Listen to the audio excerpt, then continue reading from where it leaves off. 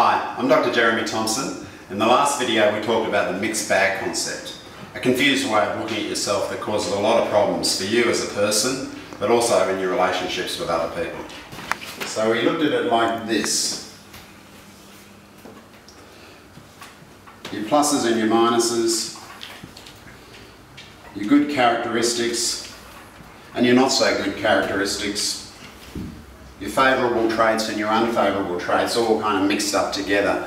It makes it hard for you in your own life to be clear about who you are as a person and to be clear about the direction that you want to go in your life, and also creates problems in your relationships. Now, today I'm going to talk about what I call positive-centered psychology, which is a new, different way of looking at yourself, which is much more effective. I've used it with patients and I've helped them to change the way they see themselves from being all mixed up like this to having a much better view of themselves, and it's been very helpful for them.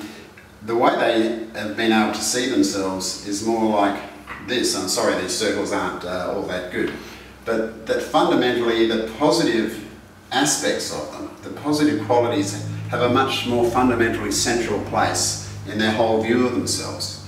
Whereas the negative qualities, the attributes that they're not too happy about, are actually more learned habits that have got into their headspace sometime during their development, perhaps in their early life, childhood and so on, and they see them out on the side there.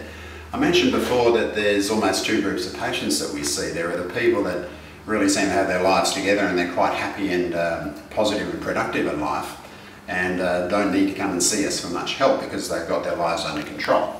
Now, these people actually already see themselves in this way. Often they're a little unaware of it, but this is it. They see themselves as a fundamentally good person, that a collection of positive abilities and talents and attributes, these make up the substance of who they are as a person. Now, they know that they're not perfect. They know they've got some areas of sensitivity. They might have, for instance, perhaps a bit of a bad habit of getting overly aggressive at times. Now, I've drawn this in quite a simplistic way because I actually believe that in life it makes it better for you if you can simplify things, because then it's easier to act properly. But some of these qualities, for instance, just say we're looking at something like aggression. Now, even if you feel that that's a habit that you have, there may be positive and negative aspects to that. So, for instance, you might see that it's bad to be violent and abusive and aggressive and shout at people. You might quite rightly recognise that those are not healthy, productive ways to be. But on the other hand, part of that might be that you're not going to lie down and let people walk all over you. So you have a positive quality that you have the ability to stand up for yourself. So in many attributes it's a bit like that. You can find the positive aspects of them and separate them from the negatives. Another example might be that some people might have a lot of anxiety and see that that is a big minus. Well, I wouldn't always see it that way. People who are anxious are often quite sensitive. They're quite intuitive. It can be bad to be oversensitive because it might stop you from doing things that would otherwise be good for you. But on the other hand, there are some good aspects to it. If you've got the positive quality of being sensitive and intuitive, you can read things in people. You can pick up vibes that actually help you to form good relationships and save yourself getting yourself into trouble with people. So this is a simplistic view, but within it, it has a substance there that can help you identify with this true part of you. Now, at the end of the day, life is about facing situations and hopefully coming up with the right helpful, productive actions to put into place to deal with those situations.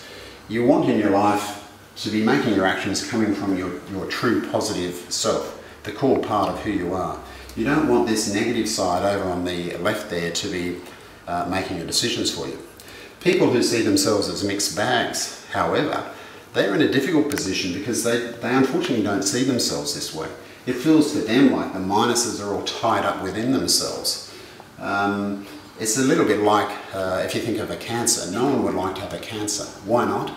Because once the cancer gets into you, it kind of spreads and infiltrates. It gets all through you. It's very hard to attack it and fight it off and get rid of it. That's why we're all afraid of it.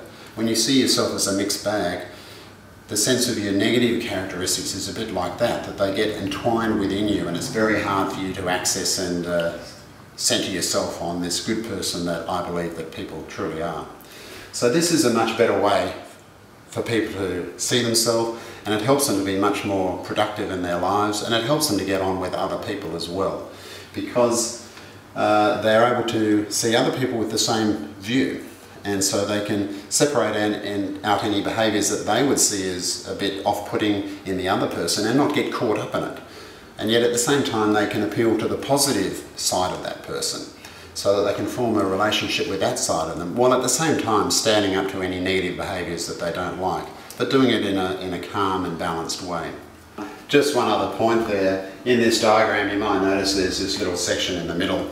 Well, I've got that there because sometimes it's actually a bit hard to tell, you know, what you would decide you see as a positive attribute versus a negative one, so it's in there for that reason. And also, in fact, every now and then people do inherit what people might see as a negative qualities, such as a genetic predisposition for getting schizophrenia or diabetes, something like that. The main point, however, is that those areas are actually very unusual. Only a very minority of the patients that I've seen over my time have major problems with that type of thing. By far their greatest problem for them is seeing themselves as that mixed bag, where all these minuses and negative patterns of thinking are stuck in the way they view themselves. And so the main purpose of the positive centre psychology is for people to be able to centre themselves on the true person that they really are. That way it's much easier to deal with those negatives, seeing them out there on the side there, and that they really have no business being in your headspace, and it makes you much stronger in the way that you can deal with them and put them aside.